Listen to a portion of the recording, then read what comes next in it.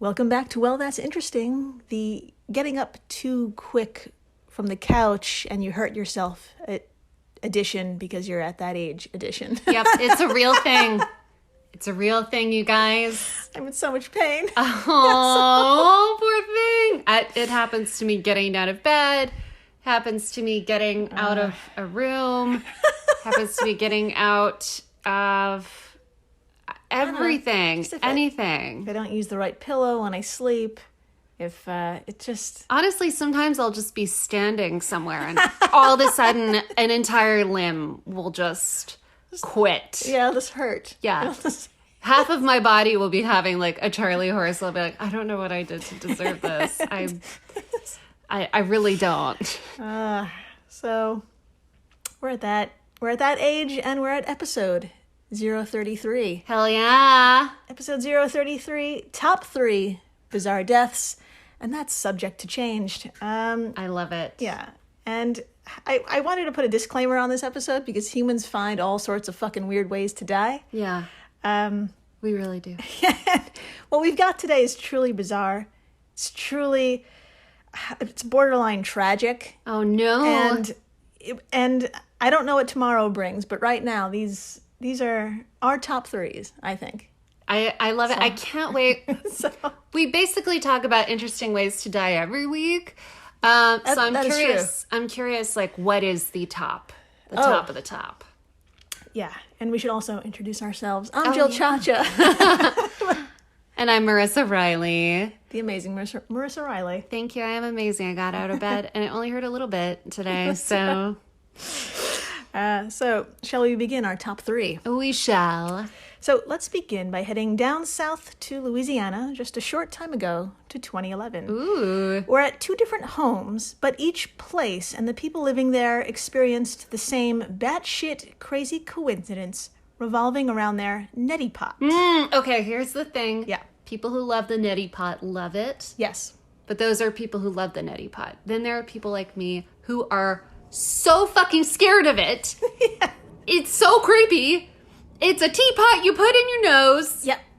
Yeah. And it scares the shit out of me. And it makes water come out in a funny way. Yeah. Yeah. Power to the people who do it. I'm glad that it works for you. But for me, it just creeps the fuck out of me. Yeah. I always thought it as like waterboarding yourself in a polite way. So... needless to say, I didn't really know much about. I know what it is and I know why people use it, so I'm not really familiar though. So I kind of looked into what a neti pot is for anyone else who's also not familiar. Yeah. So here we go. So like you said, it's a fucking teapot where there's like, it looks like a teapot basically. It looks like a teapot, a small teapot. Yeah, and there's like a little place where water is stored, and there's a spout where water is poured from, and they're used in like fucking millions of homes around the world. Yeah. And it helps relieve sinus problems. And according to our always optimistic friend, WebMD, yeah. Quote, some ear, nose, and throat surgeons recommend nasal irrigation with a neti pot for their patients who've undergone sinus surgery to clear away crusting in the nasal passages. Right, and I'm not sure if you're going to discuss this, but basically what you do is you pour it into one nostril. Yeah. You pour warm water, right? Yeah, yeah. Warm water, sometimes like some sort of solution into one nostril with your head tipped over. Google it. It's scary as fuck. And then it comes out through the other nostril.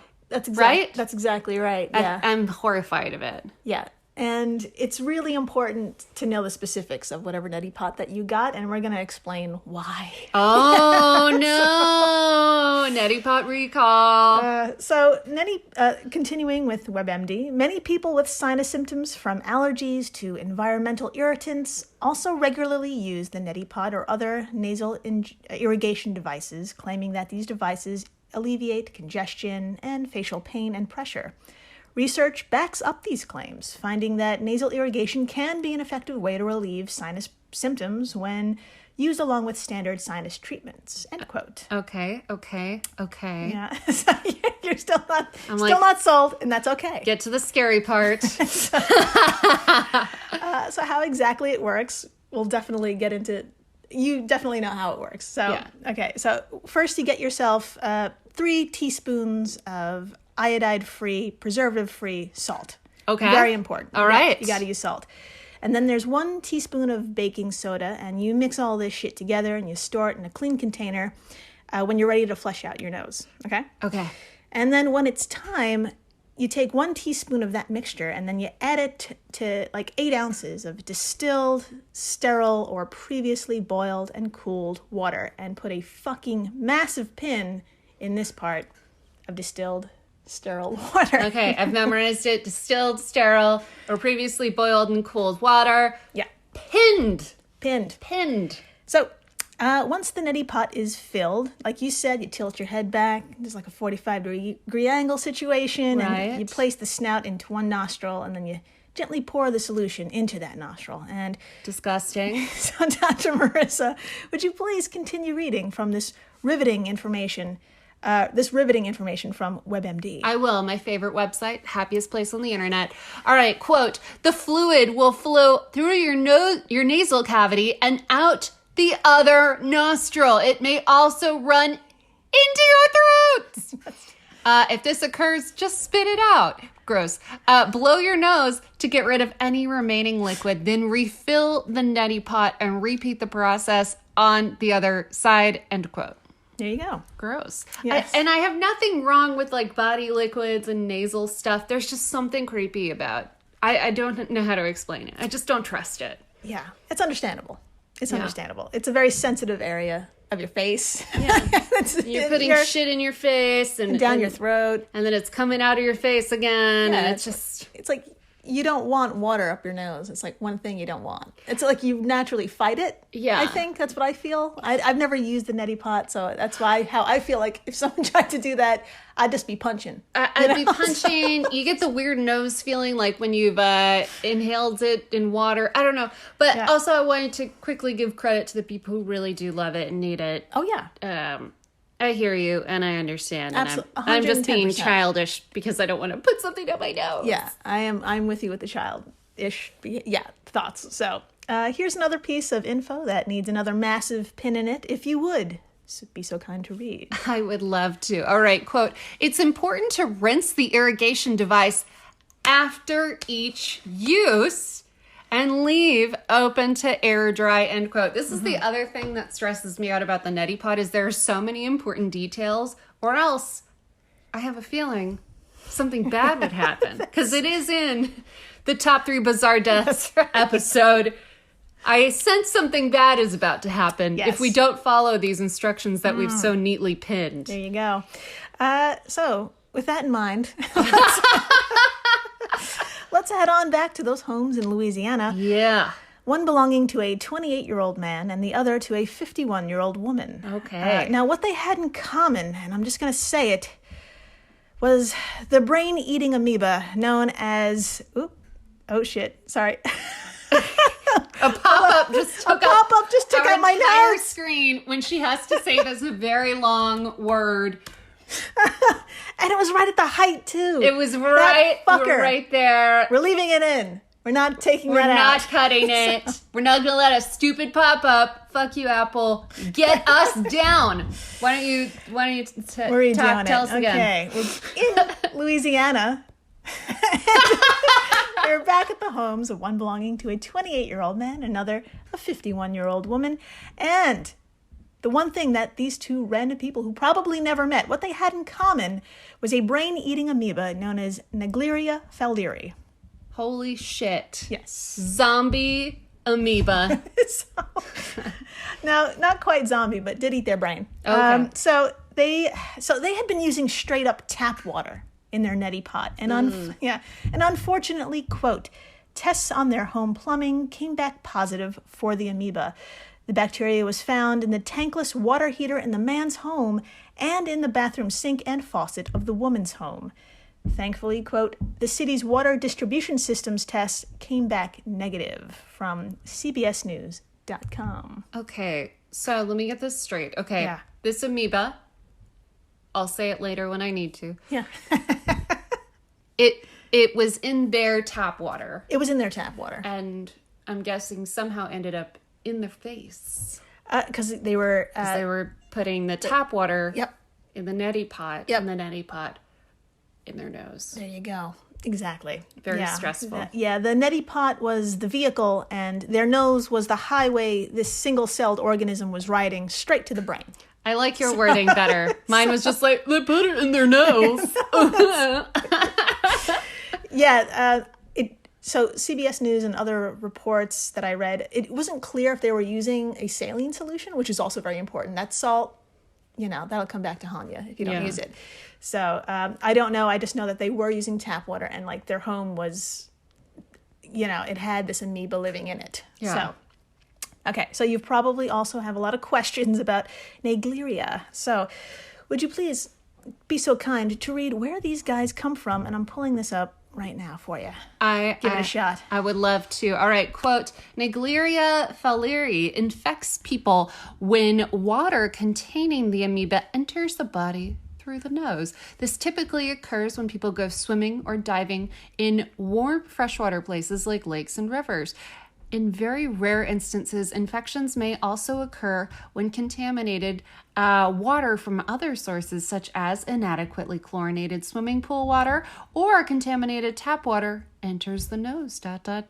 This may happen when people submerge their heads or cleanse their noses during religious practices and when people irrigate their sinuses. And this quote is from the CDC.gov.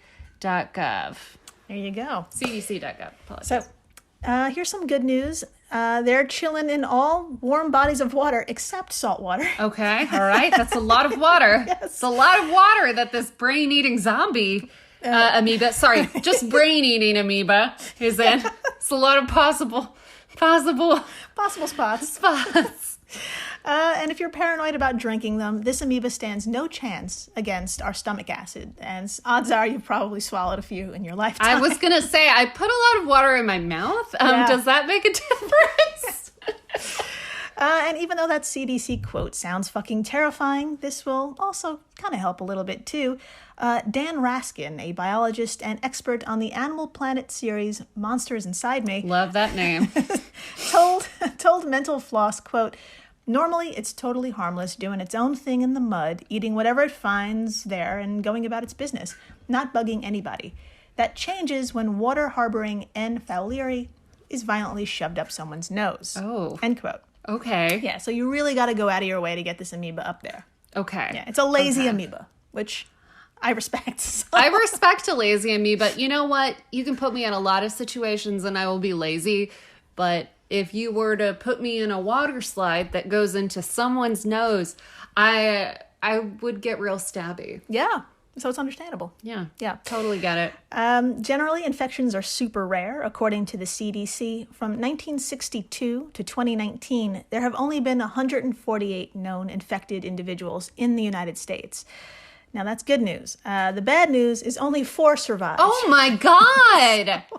This thing has a kill rate of over 97%. Wow. Stabby was the right word. Very stabby. Very stabby. Oh, my. Unfortunately, these 2 folks from Louisiana who mainlined contaminated water up their sinuses with their neti pot, their last days they really, really sucked. Oh, my God. Like we said, N. fowleri causes a brain infection that leads to erosion, basically, of the brain tissue. And it happens super fast, like in 2 weeks. Oh, my God. Initial symptoms read like the flu, so it doesn't help distinguish there's a severe problem. There's like headache, fever, nausea, vomiting, which goes on for like 5 days or so. And then, bang, like the cognitive, like that, decline hits, just like that.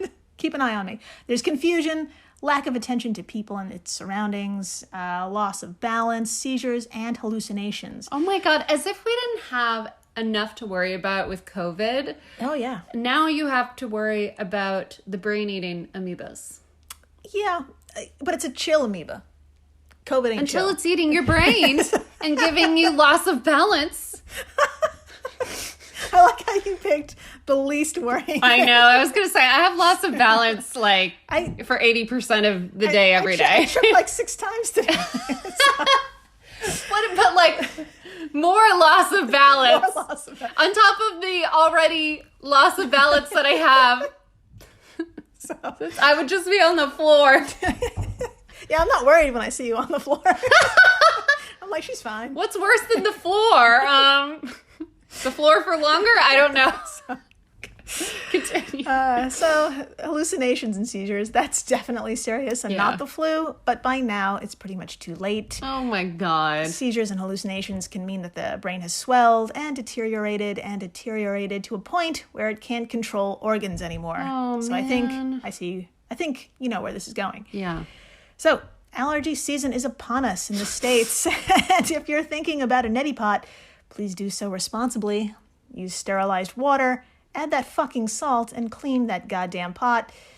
And after the break, we hit our top 2 bizarre deaths, and our returning champion, Poop, makes an appearance. But it's not what you think. What? Stay tuned. Please do. Hello, everyone. You may recognize me as Gabby from the History of Everything podcast. And my name is Brenna, and you don't recognize me from anything yet. Together, we're 2 scientists who explore all of the weird little questions and conspiracies of the universe in our new podcast, Mystery of Everything. Everything has an explanation. We hope. But that is what we're here to figure out.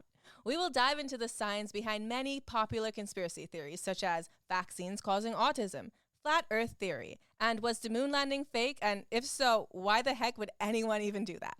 But it's not just conspiracies. There's a lot of cool mysteries that we will attempt to use science to explain, such as near-death experiences, what made the Vikings go berserk, and can I control my co-host with MK Ultra? Wait, what?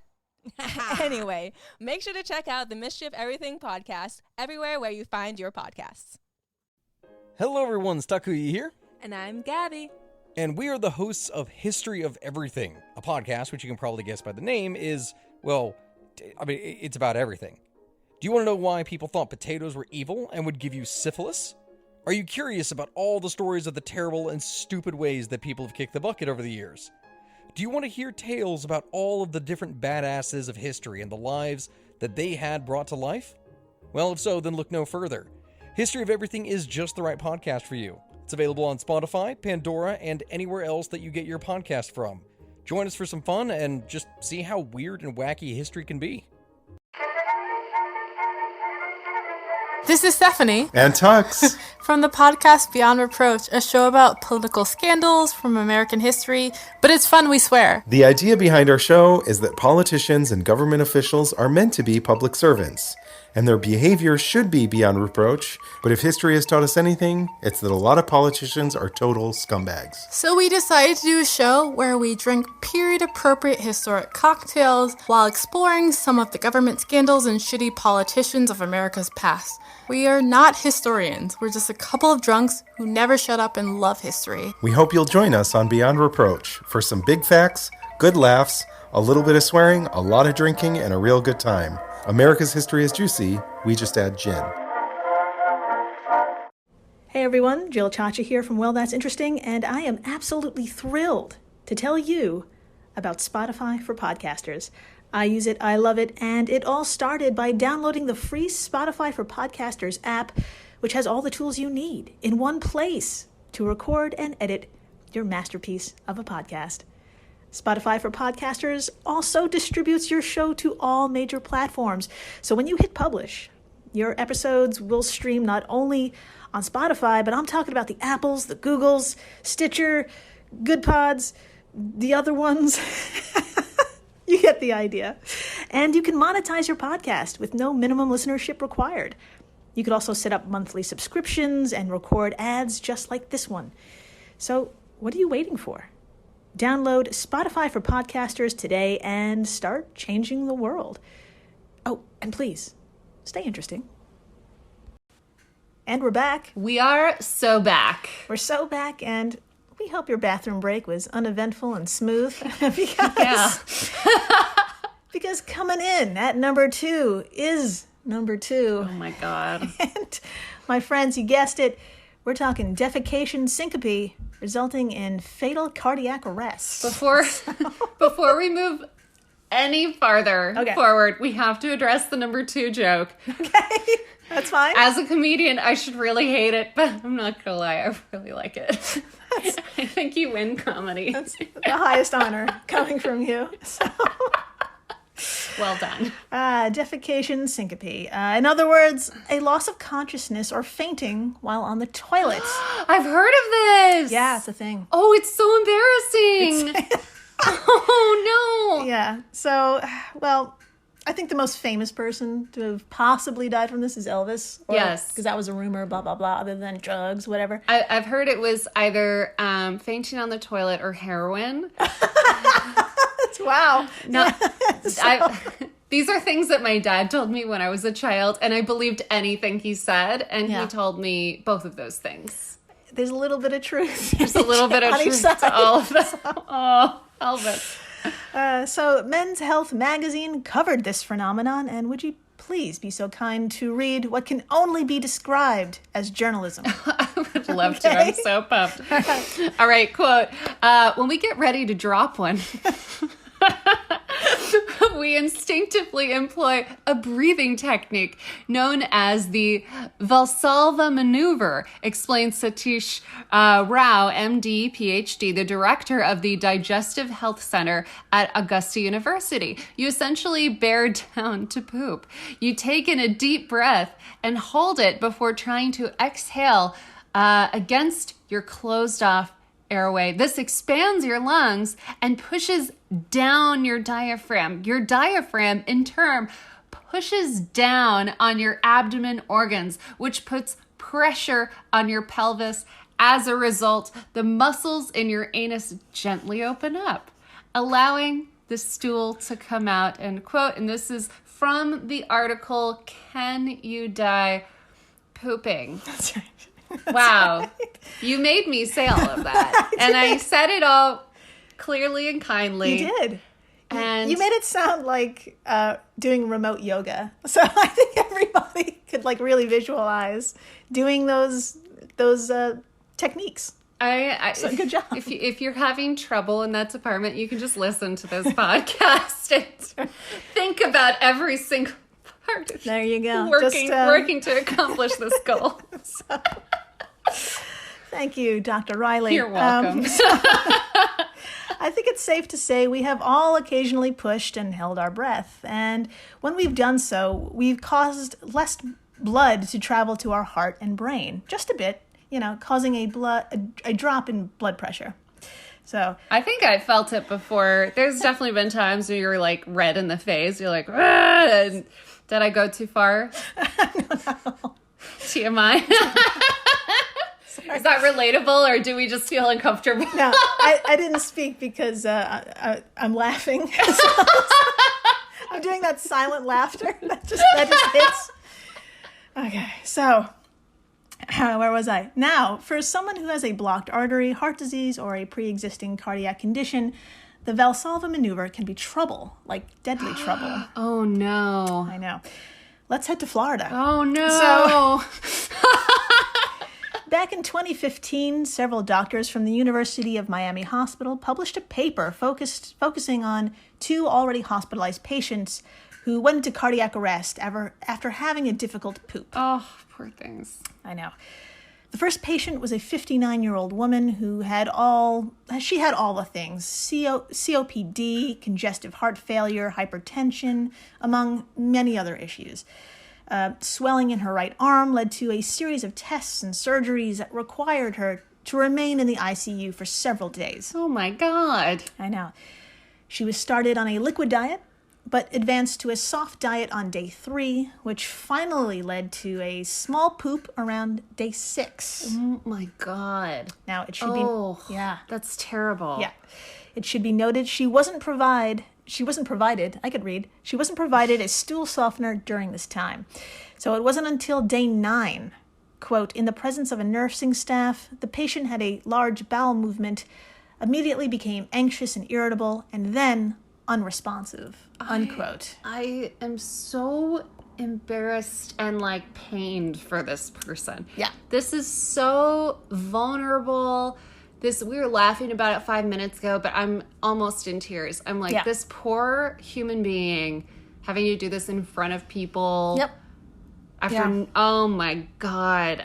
My heart goes out to her. Yeah. So after 15 minutes, she was resuscitated, but the damage was done. Her stay in the ICU was prolonged, and on day 18, She had additional 3 heart attacks, and it was then she ultimately passed. So, no pun intended, I'm sorry. So, that's just how the notes came when I wrote it. Damn it. So, No worries. But my heart goes out to her, and oh my God. Yeah. Just, oh my God. So, let's talk about the second patient. And that was a 64-year-old man with vascular disease and diabetes. Oh, no. Yeah, he too went in for surgery, but was given a scheduled twice daily stool softener. Okay. It was on day 4. Again, that was a number of days not to poop. It was day 4, quote, immediately following his first witnessed post-operative bowel movement, the patient complained of shortness of breath, then became unresponsive, unquote. God. After 30 minutes of being worked on, he didn't regain consciousness and was put on life support, which his family withdrew on day 10. Holy shit. Yeah. Oh, sorry. Oh, it's okay. God. No, it's all right. They really just come out. I hate myself. It's I okay. really hate myself. Again, I feel so much for this person. Yeah, And I know. It's borderline tragic. it's borderline tragic. And I'm like, It is tragic. trying not to say so many puns right now out of respect for this person's life. So this is all fucking sad. And these folks went toe-to-toe with their poop and lost. So I found a case where someone survived and was maybe a little embarrassed. Okay, cool. Yeah. Okay, cool. So would you please do the honor of reading from, of all places, the Dollar Shave Club's blog, which is surprisingly informative. What? So, yes. Who knew? The Dollar Shave Club. Who the fuck knew? Who the fuck knew? I'll be checking that out later. All right, quote. In 2009, Judine Simmons, a 43-year-old custodian, petitioned the state of Delaware for compensation for suffering heat exhaustion in a bathroom with faulty air conditioning. In the course of the hearing, it emerged that she had in fact passed out because she was straining with a bowel movement for 45 minutes at work and then had a syncopal episode, aka she passed out. Accordingly, the State Industrial Accident Board found against Sims and her claim was voided. End quote. End quote. That's right. Oh my God. Yeah. So I'm just taking that in. it's just, I mean, we've all been there. So straining at work. Yeah. So. And I don't know if that was worth a lawsuit. No. But embarrassment does a lot to people. Yeah. It left out a lot of good detail as how did that information come out? It doesn't say. So. Yeah. So we're going to awkwardly move on. Excellent. Great transition, Jill. We're professionals. We're going to awkwardly move on, but we are going to stick around the butt area. Excellent. Okay. Love butt stuff. That's right. We don't have to go far for our number 1 bizarre death. Ooh. That's right. Back in 2013, Brad Lee Davis, 35 years old, was drinking one evening with his stepfather, Denver Lee St. Clair, 58. Denver Lee St. Clair, gotta say, that's a good stripper name. Ah, good stripper name. I was gonna say it was just a good name. Oh, but sorry. I can see that why it would be a stripper name. Anyway, sorry. Go ahead. So, unfortunately, their relationship was not ideal. The former Marine, Brad Lee, told attorneys that his stepdad bullied him throughout his life. Oh. And that one Oklahoma December evening, the verbal abuse just went too far. Stepdad, Denver Lee, allegedly began insulting Brad Lee's mother. Oh, no. Yeah. Oh, no, don't you dare. Yeah. The argument escalated into a physical fight that left stepdad, Denver Lee, dead. Ugh. But how he died left prosecutors fucking bewildered. Now, Dr. Marissa, are you familiar with wedgies? Oh, my God, I am. Yes, you are. Do you know anything about atomic wedgies? I know it's the worst kind of wedgie. Yeah. I know it's, is that where you pull the underwear? So a wedgie is you pull the underwear from the back to wedge in the cheeks. Yeah. And is that where you pull the underwear so high up that it goes around their arms? Am I close? You are Yes. You know what? You're so damn close. You know what? I want to show you a photo. Okay. I want to show you a photo of an atomic wedgie, and it's provided by no other than wedgiemen.com. Wow. It'll be on our Instagram. Well, that's interesting pod. And I'm going to pull it up right now. If you could just please describe what you see. Oh, no. Okay, so now I know what an atomic wedgie is. So what I see is, this looks like porn. So there's one man, and his face is blurred out like they do in porn sometimes. And he's got his hands on another man who's bent forward a little bit. His hands are on this man's head because he has pulled this man's underwear up so high that it's gone over his head. Yeah. And is concealing what looks like his eyes. Yeah, it's about at... in this particular one, it's reached to the bridge of his nose, it looks like. Yeah, it's pretty high. It's pretty up there. It's really funny. It's so funny. Yeah. But it looks like it hurts, but it's also so funny. And there is a website for this, you guys. Yeah. Oklahoma State Medical Examiner spokeswoman Amy Elliott confirmed that the autopsy revealed the cause of death to be asphyxiation and blunt force trauma. Okay. Now, asphyxiation due to Bradley doing exactly this, pulling his dad's underwear over his head and around his neck. Yeah. Now, this happened at some point during the physical fight when punches were thrown, causing that blunt force trauma. Remember, he was a former Marine, so Bradley is a strong dude. And the combo of his punches and the band twisted around his stepdad's throat, well, the combo made him pass out, and he could not be revived. Oh, yeah. My God. Yeah. Prosecutors initially charged the defendant with first-degree murder, but Bradley agreed to plead guilty to first-degree manslaughter. Okay, all right. Now, this plea deal still handed Bradley a hefty fucking sentence, 30 years. And it's possible because of one other small detail that just didn't sit right with the judge. And would you be so kind to read from the New York Daily News? Oh my God. Yeah. I will. Yeah. All right, quote, "The judge found it disturbing that Bradley took cell phone pictures of St. Clair as the man was unconscious and in distress." End quote. Yep. That didn't help. I like how he took something that was so funny and made it so disturbing. Yeah.